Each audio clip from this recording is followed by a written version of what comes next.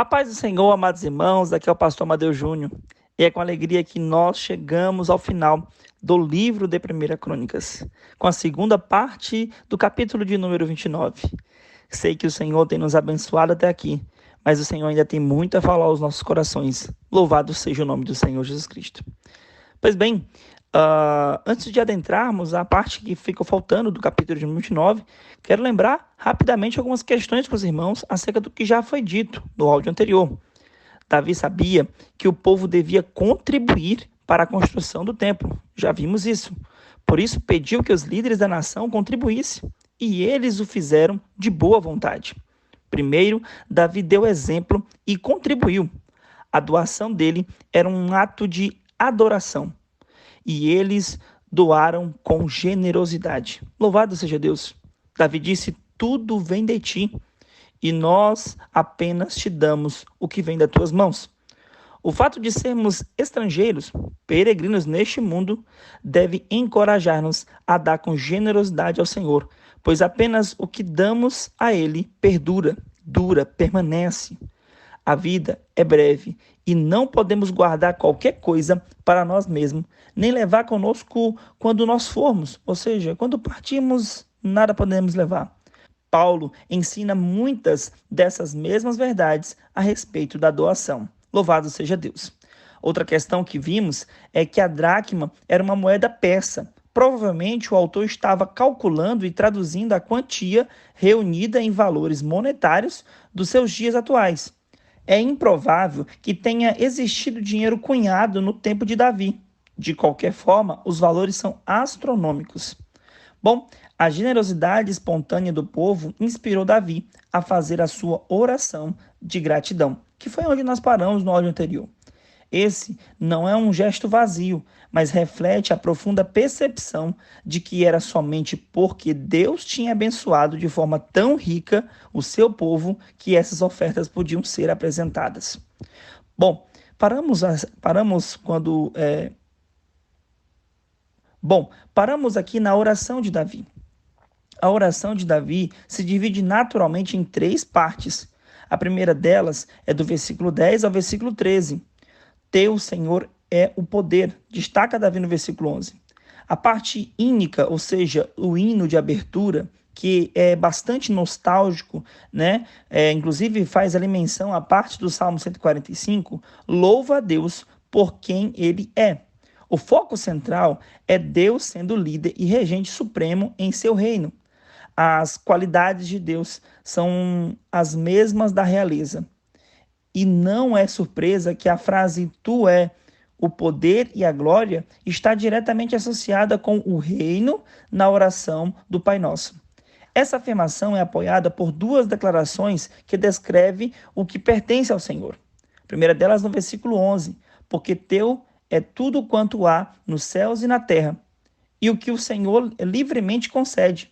O versículo 12, nas tuas mãos estão a força e o poder para exaltar e dar força a todos. Ou seja, é um grande incentivo para todo leitor que Deus dá livramento a cada um. A segunda parte da oração é do verso 14 ao verso 16, onde destaca: todas as coisas vêm de ti. As perguntas que é feita aqui no verso 14, onde Davi diz: quem sou eu? Quem é meu povo? São quase idênticas àquelas que ele já fez em orações anteriores. É um sinal de maturidade reconhecer que todo o bem, inclusive o sucesso material e os atos de bondade humana, é um dom de Deus. Até a generosidade de Israel foi inspirada pela graça de Deus. Davi confirma este ponto com 2 exemplos específicos. Primeiramente, no verso 15, ele lembra a seus leitores, citando salmos, que eles não têm direito, seja a terra prometida, onde eles ainda eram peregrinos e estrangeiros, ou até mesmo a própria vida, que é tão passageira como uma sombra. O reconhecimento de que a situação física da pessoa, assim como a sua situação espiritual, devem tudo à generosidade do amor de Deus. A última parte da oração de Davi vai do verso 17 ao verso 19. No verso 18, ele diz: conserva para sempre no coração do teu povo esta disposição, e pensamentos. Agora, a oração ela vira uma petição. embora seja precedida por mais uma declaração sobre Deus no verso 17. Mas tu, ó Senhor, me conheces, tu me vês e provas o meu coração para contigo. Impele-os como a ovelha para o matadouro e prepara-os para o dia da segurança. Louvado seja o nome do Senhor Jesus Cristo, né? 2 pedidos são feitos agora. Primeiro pelo povo, no verso 18, e depois pelo próprio Salomão, no verso 19, tendo um único objetivo, uma atitude correta do coração. A palavra ocorre 5 vezes nessa parte aqui da oração de Davi. Sem Deus, os motivos internos do homem são maus continuamente. Mesmo esses podem se tornar agradáveis e libertos através da oração. Graças a Deus, né? Graças a Deus. Por fim, o verso 20. Toda a assembleia responde à ordem de Davi. Louvai ao Senhor vosso Deus. Como antes, ele já havia dito isso. Eles estavam prontos para expressar louvor verbal ao nome de Deus e não permitir que o templo ele fosse uma apresentação, né, de um testemunho mudo, de um testemunho apenas litúrgico de sacrifício de animais, mas um local de adoração, de louvor e de exaltação ao nome do Senhor Jesus Cristo. Pois bem, dos versos 21 ao 25, Salomão agora ele é ungido rei, né? No segundo dia da reunião, quando destacado ali no versículo 21, concentra-se na unção de Salomão. A unção acontece pela segunda vez. Diferente da cerimônia bastante apressada, né, descrita em 1 Reis, há algumas, né, diferenças em relação ao relato de Reis, mas a história é uma unidade que apresenta somente os fatos principais lá em Reis. Aqui vamos ver um pouco mais de riqueza de detalhes nesta festa de unção de Salomão como rei. O cronista não está interessado em encobrir os fatos desagradáveis que Reis destaca. Na verdade, ele sabia que os seus leitores ficariam sabendo de tudo o que aconteceu, né, desses fatos desagradáveis, de uma forma ou de outra. Mas ele está preocupado em registrar a história do reino do ponto de vista religioso e seguir uma linha reta, em vez de ficar pegando atalhos que iria desviar o povo dos seus objetivos. O fato de que Zadok é o sumo sacerdote e oficial na cerimônia, né? Ou seja, o sumo sacerdote oficial da cerimônia da unção, reflete que Abiatar caiu em desgraça por tomar parte na tentativa frustrada de golpe liderada por Adonias. A linhagem zadoquista, né, está agora em franca ascendência e vai continuar assim. A unção de Zadok mostra que houve mudanças, pois apesar, né, que ele já era um sacerdote no gabinete de Davi, ele está sendo agora promovido a sumo sacerdote, ou está recebendo uma nova designação sobre a liderança de um novo rei. Não se podia mais confiar em Abiatar, depois do seu envolvimento na conspiração de Adonias, né? E a sua queda final aconteceu. Teria somente, né, agora confirmado a posição de Zadok. Salomão não podia ter se envolvido nos preparativos do templo de Davi, né? A não ser que a sua sucessão estivesse garantida. À luz de tudo isso, parece mais provável que Salomão foi, de fato, ungido 2 vezes, né? Se a gente compararmos, Davi foi ungido 3. Tipicamente, Crônicas substituiu o relato bastante pessoal de Reis, enfatizando a função de todo Israel, né, na questão sucessória aqui de Davi para Salomão. Mudanças importantes elas vão acontecer, destacada principalmente no verso 23. No trono do Senhor, rei em lugar de Davi, seu pai, né, um lugar de um novo trono de seu pai Davi. E prosperou, e todos o Israel lhe obedeceu, e o seu governo foi firmemente estabelecido. Mostra o interesse de Crônicas na teologia dos eventos turbulentos de 1 Reis. Esse reconhecimento da supremacia e realidade do reino de Deus leva ao resumo incomum das realizações de um rei, antes da morte do seu antecessor. A ascensão de Salomão é retratada aqui como ocorrendo sem oposição alguma, mas o fato da oposição possivelmente está na mente do cronista quando ele destaca que Salomão prosperou e todo Israel lhe obedecia. E também quando ele diz no versículo 24, todos os líderes e príncipes guerreiros, bem como todos os filhos do rei Davi, prontamente submeteram-se ao rei Salomão. Para finalizarmos, podemos falar sobre o resumo do reinado de Davi, que vai ocorrer do verso 26 ao verso de número 30. Esse é um resumo dos fatos mais elementares somente do reinado de Davi e simplesmente conclui essa parte da narrativa. Observe novamente o destaque dado ao fato de que Davi reinou sobre todo Israel, no verso 26. Nem mesmo mencionando que os 7 anos de reinado em Hebrom foram somente sobre Judá. Essa é, aliás, uma das poucas referências ao reinado inicial de Davi. Como um bom historiador, o cronista cita no final a sua fonte principal. Se era o que atualmente chamamos de livros como Samuel e Reis, ou se eram materiais, outros materiais de arquivo, não podemos determinar o certo. Presumivelmente acreditamos ser os livros de Samuel e de Reis, mas precisamos ter um pouco de cuidado em relação a isso. Os reinos das outras terras, como diz o versículo 30, provavelmente são uma referência ao reinado vassalo do império. Louvado seja Deus. Bom, quanto à sua vida, começa a se esvair. Observamos que Davi preparou seu filho Salomão para supervisionar a construção do templo. O rei idoso está determinado a garantir o seu legado, estabelecendo o próximo líder e entregando-o ao cuidado do Deus Altíssimo. Olha isso aqui. No versículo 1, Davi reuniu todo o povo, assim como também confirmou a escolha de Deus quanto ao seu sucessor, o seu filho Salomão. E ainda identificou grande necessidade de ajuda a Salomão, que ainda era muito inexperiente. No versículo 2, lembrou ao povo o seu próprio comprometimento, ou seja, o povo teve que entender que eles eram parte do compromisso do projeto gigantesco da construção, do templo e também da manutenção da presença de Deus no meio daquela terra. Nos versos 3 a 5, declarou que o povo estava no caminho e rumo ao alvo, que era Cristo. E especificamente no verso 5, pediu comprometimento a todos eles. O povo amava este velho rei, o rei Davi, e eles sabiam que ele não estava pedindo-lhes para fazer qualquer coisa que ele mesmo já não tivesse demonstrado vontade de completar. Pelo fato de pessoas fazerem o que vem, Davi foi capaz de motivar os israelitas a fazerem 3 grandes coisas: ofertar generosamente para o projeto do templo, e ainda apoiar Salomão e a liderança dele, dando coragem ao povo e enfatizando que Salomão tinha sido escolhido pelo próprio Deus.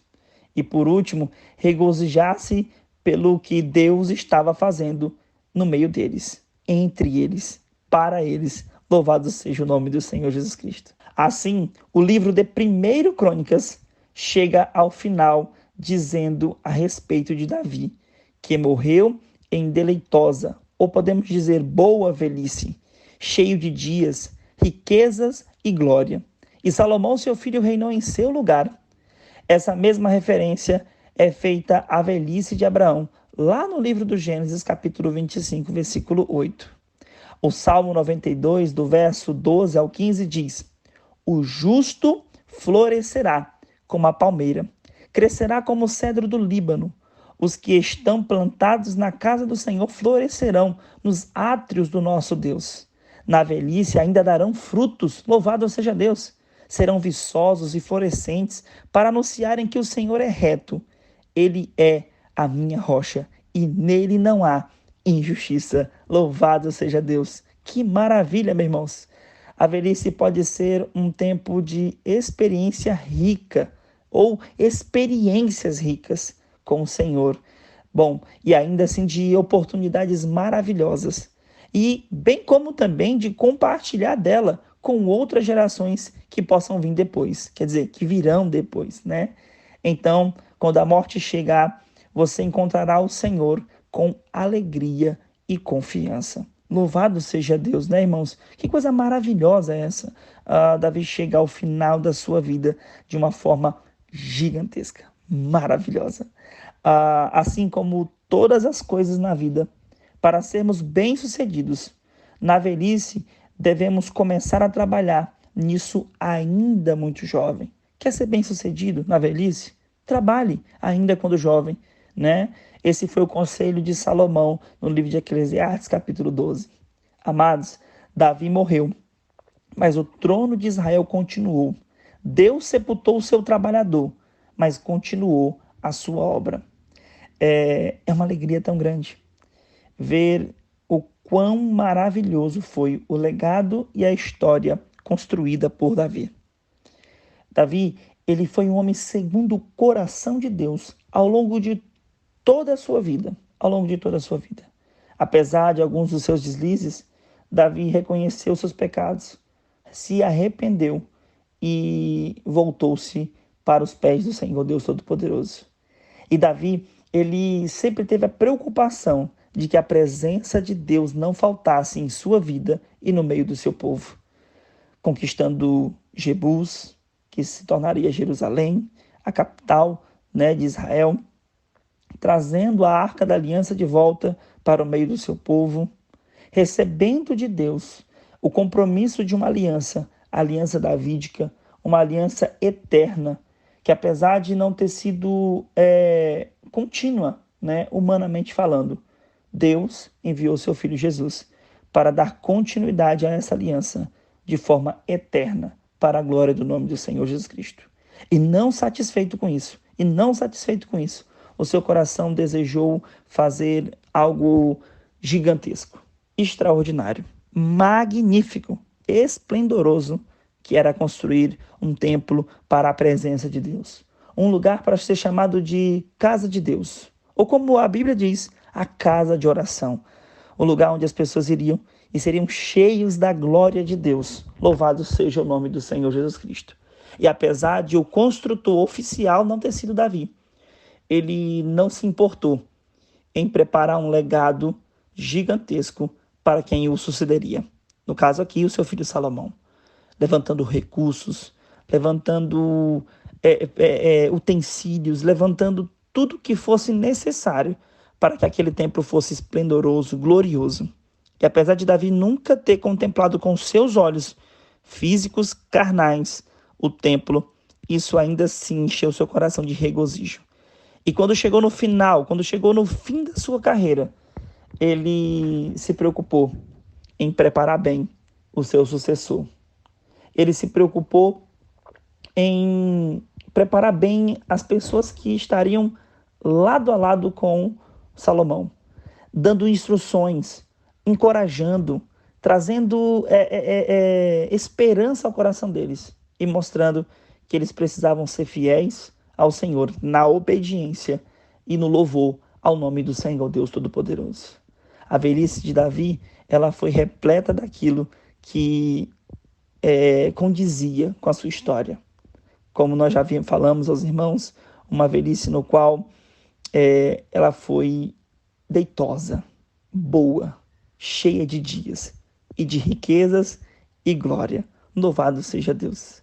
Assim, Davi, ele finaliza a sua carreira, finaliza a sua vida como rei e como servo de Deus, dando tudo o que era necessário para que o templo fosse construído.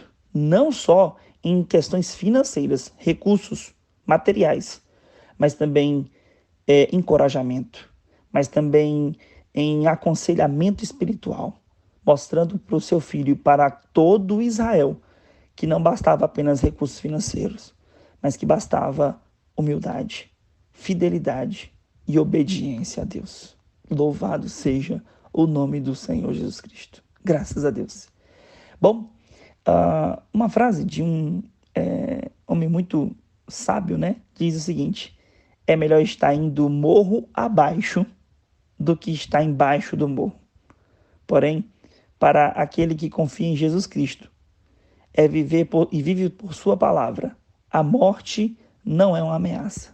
Na verdade, a morte é o que nos separa de nos conhecermos o nosso Criador. Graças a Deus, né, irmãos? Graças a Deus. Queridos, eu quero aqui agradecer de todo o meu coração a oportunidade de poder fazer parte de um projeto tão maravilhoso. A alegria de poder falar da palavra de Deus é algo, assim, imensurável, incalculável. Espero que o Senhor tenha abençoado a tua vida de uma forma poderosa.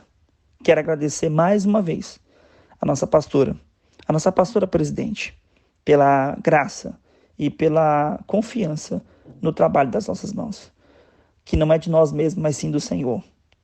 Quero agradecer também ao nosso pastor Gedeon, aquele que o Senhor levantou com esse projeto magnífico da Palavra de Deus. Quero louvar a Deus pela congregação da Cidade Ocidental, por cada obreiro que contribuiu nesse projeto. A evangelista Helena, a diaconisa Thaís, que é minha esposa, a diaconisa Rosana, ao obreiro Robson. Que Deus os abençoe de uma forma poderosa. Foi uma alegria estar em cada áudio com os irmãos até aqui. Que Deus nos abençoe. Em nome do Senhor Jesus. E a paz do Senhor Jesus. Amém.